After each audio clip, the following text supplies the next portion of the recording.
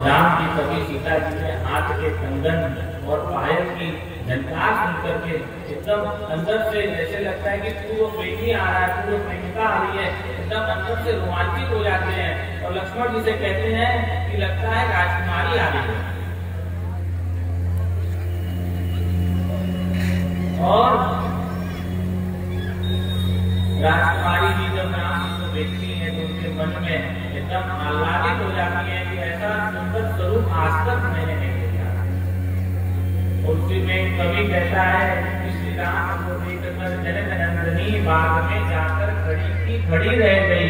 राम लेके सिया माँ सिया राम को चारों अखियां लड़ी की लड़ी रह गई। तुलसी बाबा भी कहते हैं कि आंख के अंदर की जो पुतलियां हैं वो एक टक राम जी को देखने लगी और राम जी एक टक सीता जी को देखने लगे। और लक्ष्मण जी से कहते हैं कि हम सूर्यवंशी हैं, हम लोग कभी पराई और स्त्रियों को नहीं देखते, लेकिन आज पता नहीं मेरे अंदर क्या हो रहा है कि मेरी नजरें सीता जी से हटी नहीं रही हैं।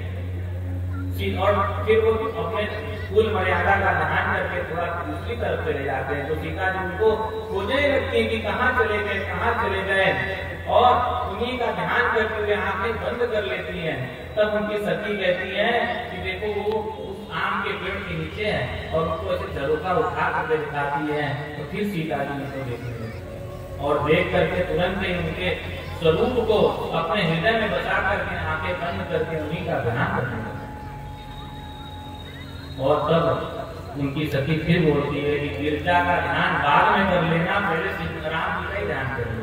इतना सुंदर स्वरूप है, इतना अनोखा स्वरूप है जिसका वर्णन नहीं किया जा सकता। सीता तुलसी बाबा कहते हैं कि मैं तो अपनी माँ का वर्णन कर ही नहीं सकता कि वो इतना सुंदर दिख रही है।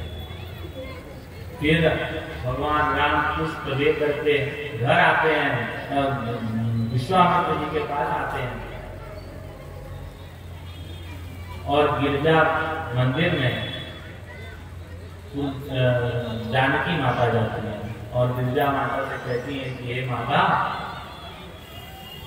आज हमने इतना सुंदर स्वरूप देखा है, मैं आपसे बस इतना चाहती हूँ कि मेरा विवाह उन्हीं के साथ हो जाए, क्योंकि मेरे पिता तो ऐसा कठोर प्रतिज्ञा कर चुके हैं जिसको तोड़ा नहीं जा सकता और आप ही चाहेंगी तो होगी। तो गिरजा माता मुस्कुराती है और कहती है कि जिस और नारद जी की बात बतलाती है कि जिस प्रकार से नारद जी ने तुम्हें तुम्हारे बचपन में बताया था कि हे जानकी, तुम्हारा विवाह एक बहुत ही उत्तम पुरुष से होगा, वियोग होगा, संयोग होगा, फिर वियोग होगा और फिर महासंयोग हो जाएगा, वैसा ही होगा, उसमें संशय मत करो, क्योंकि जैसा तुम्हें नारद जी ने बताया है वैसा ही मुझे भी विवाह के रूप में नारद जी ने बताया था कि तुम्हारा विवाह शंकर से होगा। तो तुम्हारे गुरु और मेरे गुरु एक ही है और मेरे गुरु और तुम्हारे गुरु कभी असत्य नहीं करते, तुम्हारा विवाह उसी से होगा जिसको तुम चाहती हो। मन चाहि राचो दुलहि सोबरु, सहज सुंदर सांवरो, करुणा निधान सुजान सुधु, स्नेह ज्ञान करावो। कहती है कि जो तुम चाहती हो मन चाहि राचो, जैसा तुम्हारा मन है वैसा ही होगा। इससे सीता जी बड़ा प्रसन्न हो जाती है। गौरी असीस सुनिसी सहित ही हर्षित अली, बहुत खुश हो जाती है कि आज मुझे गौरी माता ने आशीर्वाद दे दिया है और मुझे वैसा ही फल प्राप्त होगा जैसा मैं चाहती हूँ, और खुशी खुशी अपने घर में लौट गए। इधर राम जी के अंदर भी कोई छल नहीं है।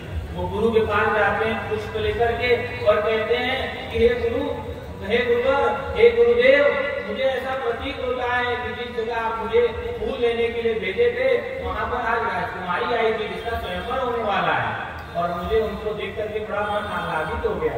तो मैंने इसीलिए भेजा था कि तुम पहले उससे मिल लो, क्योंकि विश्वामित्र जी तो सब जानते हैं। उसी समय शतानंद जी आते हैं जनक जी का समाचार लेकर। शतानंद जी जनक जी के पुरोहित हैं, गौतम जी के पुत्र हैं, अहिल्या के पुत्र हैं, और शतानंद जी वो आते हैं और कहते हैं कि जनक जी ने आपको बुलाया है, मनुष्य भी होने वाला है और इसी कारण से आप आए हैं। विश्वामित्र जी राम और लक्ष्मण को लेकर के धनुष की ओर प्रस्थान करते